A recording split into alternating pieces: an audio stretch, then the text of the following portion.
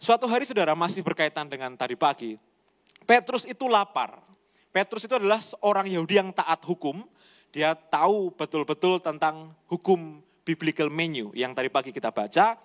Dia tahu mana yang boleh dimakan dan ada yang tidak boleh dimakan. Ketika Petrus sedang lapar, dia sambil nunggu dimasakin, dia naik ke atap rumah dan dia berdoa. Ketika dia berdoa, tiba-tiba dia mendapat sebuah penglihatan supernatural. Kita akan baca dalam Kisah Para Rasul pasal 10 ayat 11. Kisah Para Rasul pasal 10 ayat 11. Kita akan baca sampai ayat 16.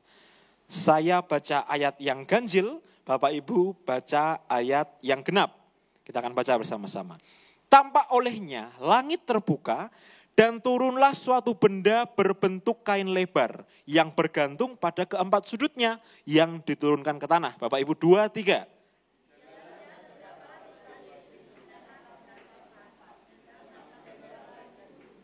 Kedengaranlah olehnya suatu suara yang berkata, bangunlah hai Petrus, sembelihlah dan makanlah. Bapak Ibu? Tidak Tuhan, tidak. Kedengaran pula untuk kedua kalinya suara yang berkata kepadanya, apa yang dinyatakan halal oleh Allah, tidak boleh engkau nyatakan haram bersama-sama. Hal ini terjadi sampai 3 kali dan segera sesudah itu terangkatlah benda itu ke langit. Petrus sebagai seorang Yahudi yang taat, dia disuruh makan oleh Tuhan makanan-makanan yang haram. Tadi dikatakan di ayat 12 saudara, ada binatang berkaki 4. Kalau hewan darat yang boleh dimakan itu hanya yang berkuku belah dan memamah biak. Tapi di sini hewan-hewan dalam penglihatan Petrus, dia tidak mamamah biak, tidak berkuku belah. Ada lagi binatang menjalar. Seperti apa sih binatang menjalar? Ular, itu ya. Dia bergerak dengan perutnya. Ngomong-ngomong ada ular enak di depan rumah sakit Telogerjo itu saudara. Tapi ularnya tidak boleh dimakan ya menurut menu Alkitab.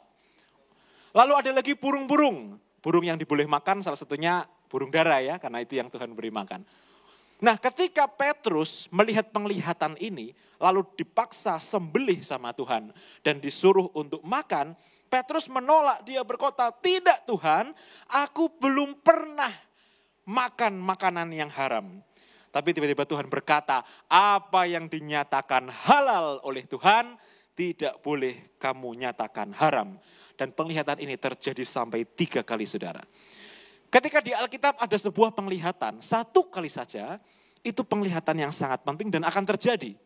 Tapi kalau di sini Petrus mengalami sampai 3 kali, itu artinya sangat-sangat penting, sangat-sangat krusial. Karena ini soal mindset.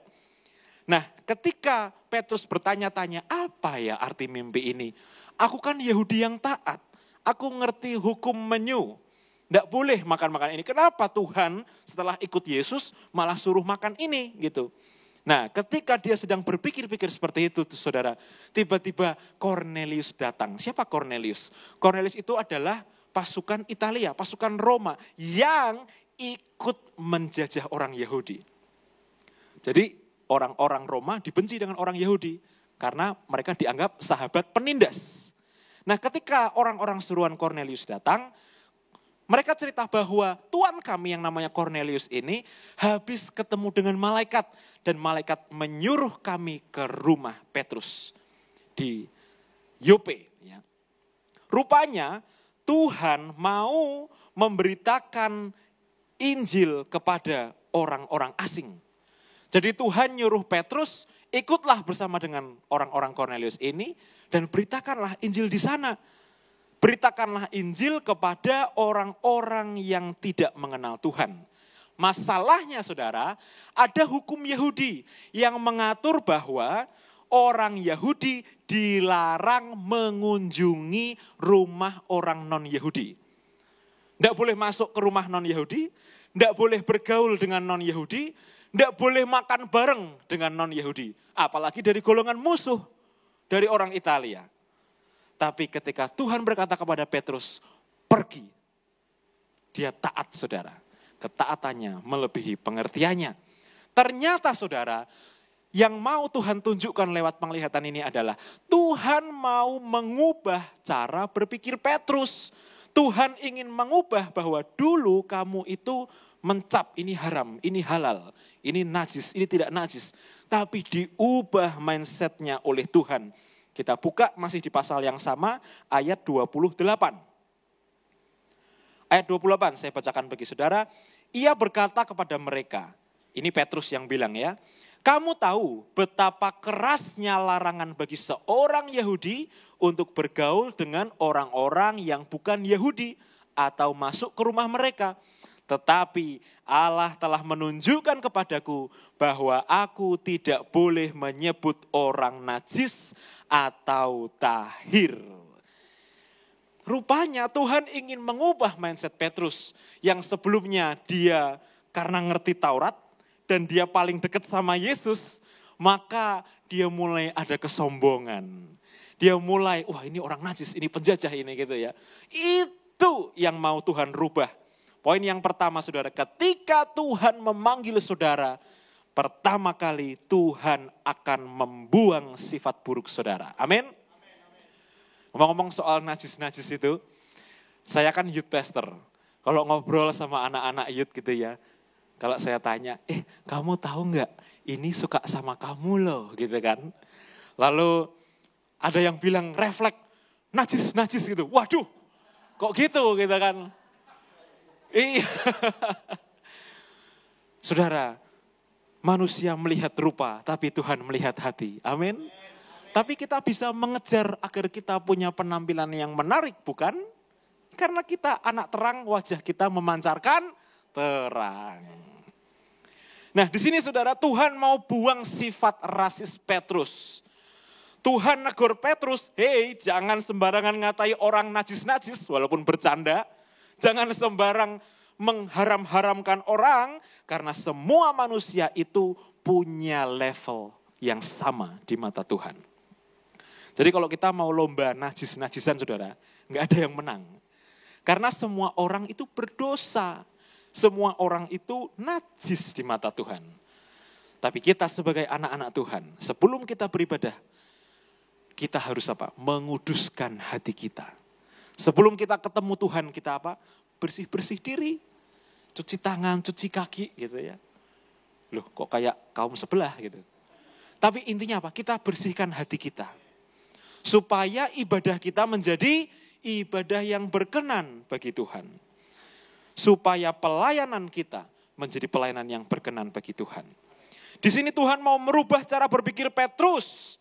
Dia didoktrin untuk menajiskan orang yang non-Yahudi, tapi doktrin Petrus ini dirombak oleh Tuhan.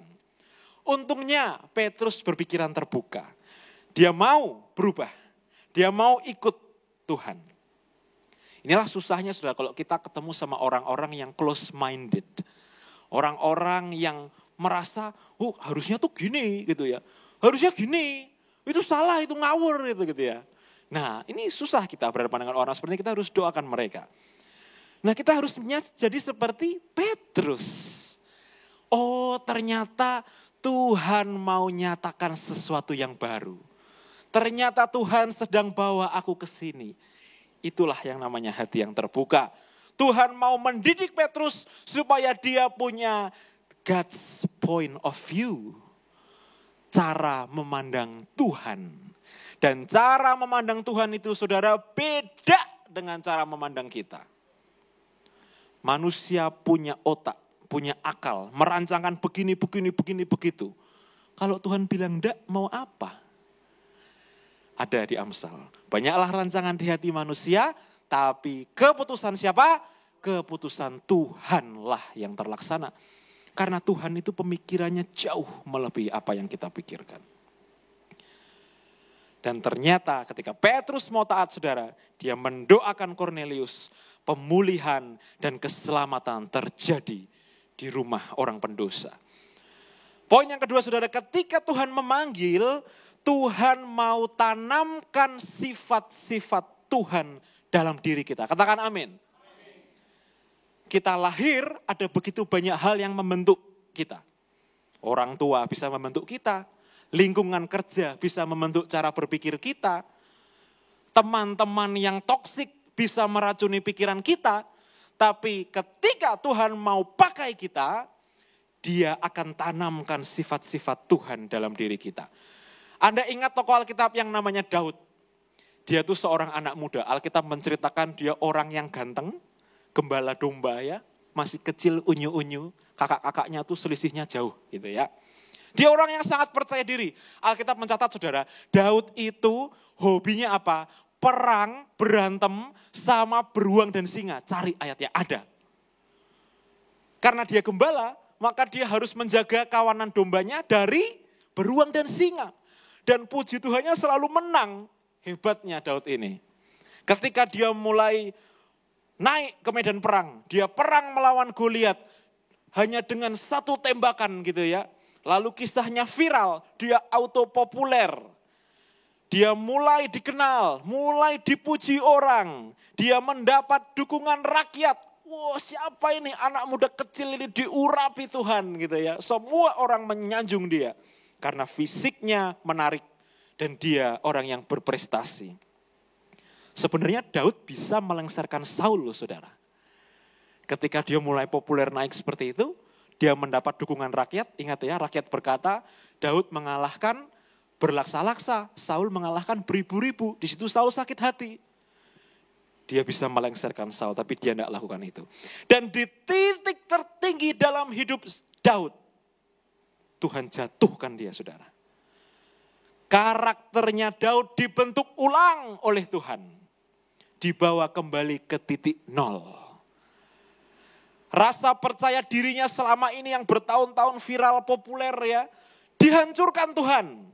Ketika dia mau dikejar-kejar, dia mau dibunuh oleh rajanya sendiri Saul. Padahal Daud gak salah apa-apa. Hanya karena apa? Iri. Tapi dia bertahun-tahun harus hidup dalam pelarian. Lari ke sini, dikejar Saul dan pasukannya. Lari ke sana, dikejar lagi. Bahkan Daud itu saudara, sudah tidak bisa bedain mana teman, mana lawan. Kok bisa? Karena di setiap kota yang dia datangi, ada intelnya Saul yang selalu lapor. Raja Daud ada di sini, dikejar lagi. Terus saudara, Anda dikejar-kejar debt collector, hidupmu aja gak tenang kan saudara. Apalagi ini Anda mau dikejar-kejar orang yang mau bunuh saudara. Sudah bawa tombak, sudah bawa pisau. Itu jantungannya luar biasa. Pak, kalau cuma sehari, mending bisa ketahan. Ini bertahun-tahun. Tapi Tuhan lagi hancurkan, dia lagi bentuk ulang karakter Daud. Dan pelan-pelan Tuhan mulai menanamkan hati yang penuh kasih kepada Daud. Sehingga dia bisa mengampuni Saul. Berkali-kali Tuhan ngetes Daud. Nih aku kasih kesempatan bunuh musuhmu. Dia tidak lakukan itu saudara. Dan Daud berkata, jauhlah daripadaku membunuh orang yang diurapi Tuhan. Prosesnya berhasil. Saudara, kalau Anda lihat semua tokoh-tokoh Alkitab, itu pasti ngalami yang namanya ujian iman. Selalu dibawa Tuhan kembali ke titik nol, ke riset. Ingat khotbah minggu lalu saya khotbah tentang apa? Tahun Yobel. Orang yang banyak kelebihan harus merendahkan diri, orang yang banyak kekurangan harus mendekatkan diri ke Tuhan. Semua kembali ke riset, itu momen yang dinanti-nantikan di tahun Yobel. Kenapa? Karena Tuhan mau supaya setiap manusia ingat bahwa mereka butuh Tuhan. Ingat ya, di tahun Yobel tidak boleh menanam, tidak boleh menuai. Terus hidup dari mana? Ingat khotbah saya minggu lalu? Mereka hidup dari benih-benih yang ditumbuhkan Tuhan. Dan ajaibnya tanah itu membuahkan hasil. Orang harus diproses saudara, agar dimurnikan. Dan Tuhan bisa proses kita di mana saja. Ya. Jadi misal ada orang yang berkata, aku mau keluar kerja, aku gak betah di sana, bosku gila, teman-temanku tidak mendukung aku, Anda lalu pindah kerja, lalu di tempat yang baru, Anda akan diproses dengan orang-orang yang baru. Karena kalau Tuhan bilang, belum selesai, Anda mau apa? Diproses lagi. Dan yang namanya proses kalau Anda belum lulus, ngulang lagi sama kayak tinggal kelas. Ngulang lagi. Sampai Anda bisa lulus proses itu. Maka ketika Tuhan melihat Daud, prosesnya sudah cukup. Tuhan bilang selesai, naik saudara.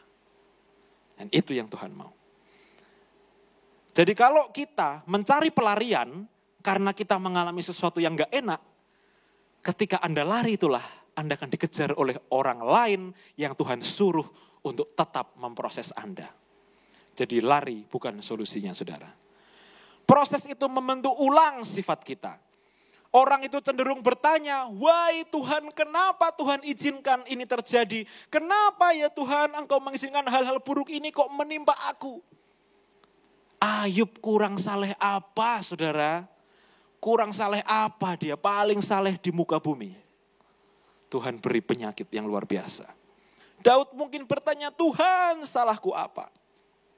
Tapi tahukah Anda bahwa rencana Tuhan itu kita taunya di akhir. Kalau rencana Tuhan Anda mau tahu di awal, itu Anda pergi ke dukun. Gitu kan. Tapi bersama Yesus, rencananya diketahui di akhir. Kita akan tahu, oh ini toh maksud Tuhan. Oh ternyata ini rencana Tuhan. Maka dalam prosesnya kita harus menjalaninya dengan tetap tekun dan setia. Suatu hari saudara, ada sebuah ilustrasi yang menarik sekali. Ada seorang anak muda yang diberi perintah oleh Tuhan, pergilah ke gunung, carilah sebuah batu yang sangat besar, dan doronglah batu itu. Instruksinya jelas. Kalau anak muda ini nurut, dia pergi ke gunung. Dia temukan batu yang besar itu, dan dia mulai dorong saudara.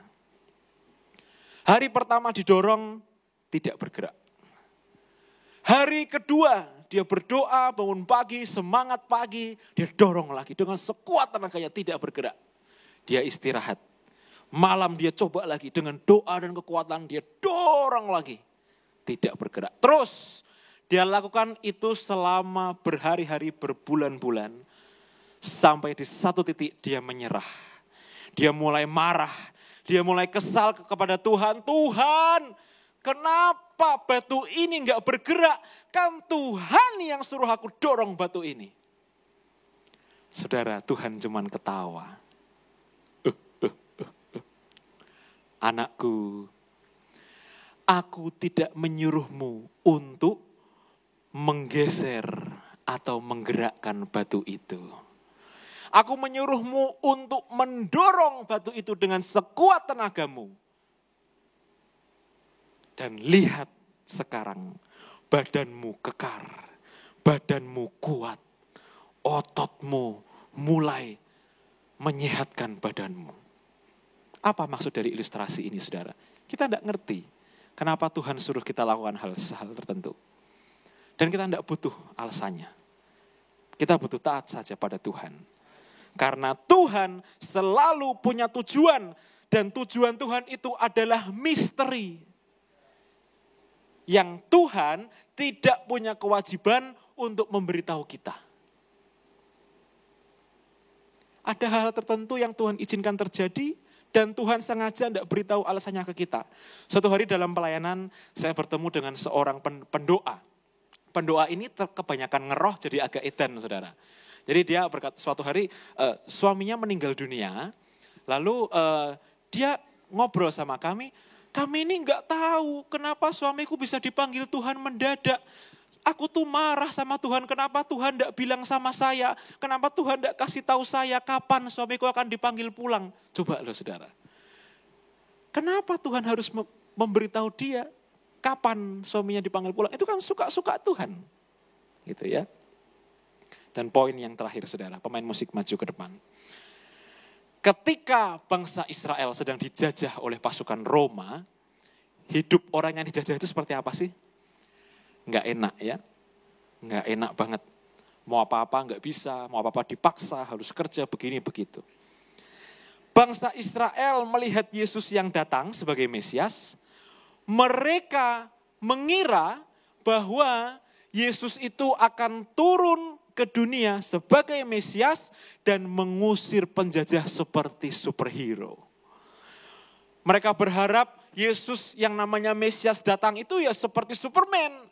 Yang dia dengan kekuatan supernya buang semua tentara Roma. Wush, gitu ya. Pasukan Roma hilang dari seluruh tanah Israel. Tapi saudara, ketika Tuhan izinkan bangsanya dijajah, dia punya maksud di situ. Maksudnya agar rencana keselamatan digenapi dan terjadi, penyaliban terjadi melalui kematian Yesus di kayu salib.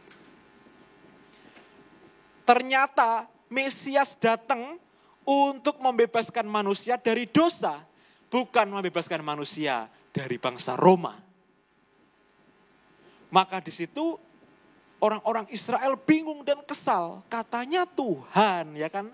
Ingat gak waktu dia dicibir itu? Katanya Tuhan, katanya malaikat sanggup menolong kamu. Kenapa engkau tidak bisa membebaskan dirimu dari kayu salib itu? Karena Tuhan punya caranya sendiri, saudara. Dia tahu kalau dia menggunakan kekuatan supernya, menyuruh bala tentara surga mengepung itu ya, semua akan kacau. Dan rancangan keselamatan gagal. Tapi dia punya misi. Nah saudara, satu ayat yang terakhir kita buka, Kisah Para Rasul, pasal 1, ayat 6 sampai 8. Ayat 6 sampai 8, saya akan bacakan untuk saudara, tolong menyimak ya. Ayat ini powerful sekali. Maka bertanyalah mereka yang berkumpul di situ, Tuhan, maukah pada masa ini memulihkan kerajaan bagi Israel? Ini detik-detik sebelum murid-murid Yesus berpisah dengan gurunya. Karena murid-muridnya tahu gurunya mau pergi, mereka tanya, Tuhan, maukah engkau memulihkan keadaan kami? Ini doa yang baik, bukan?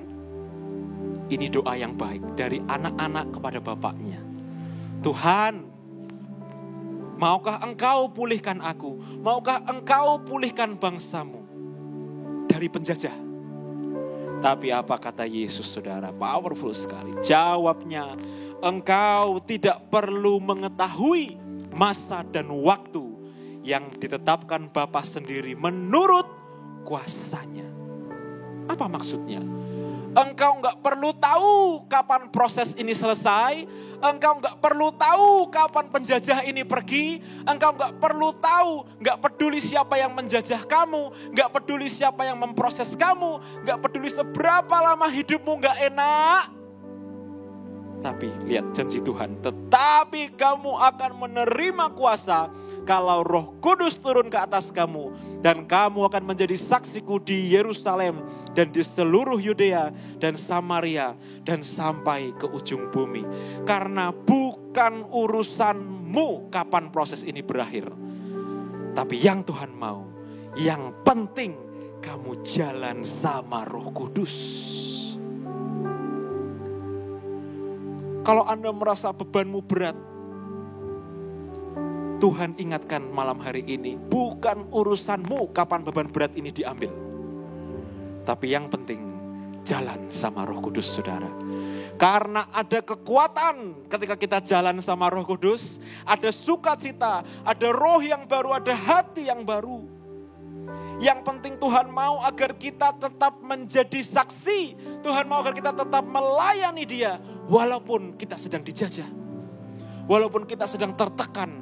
Walaupun kita sedang mengalami berbagai kesulitan. Walaupun kita sedang dijajah oleh penyakit. Tapi Tuhan bilang bukan urusanmu kapan ini semua selesai. Yang penting kamu jalan sama Roh Kudus. Mari bangkit berdiri, saudara. Minta Roh Kudus menyertai perjalanan hidupmu. Minta Roh Kudus jalan bersamamu. Saudara tahu seberat apapun badai, semematikan apapun badai, tapi yang penting ada Yesus di situ. Amen. Badai Amen. Itu tidak akan membunuhmu. Amin. Amin.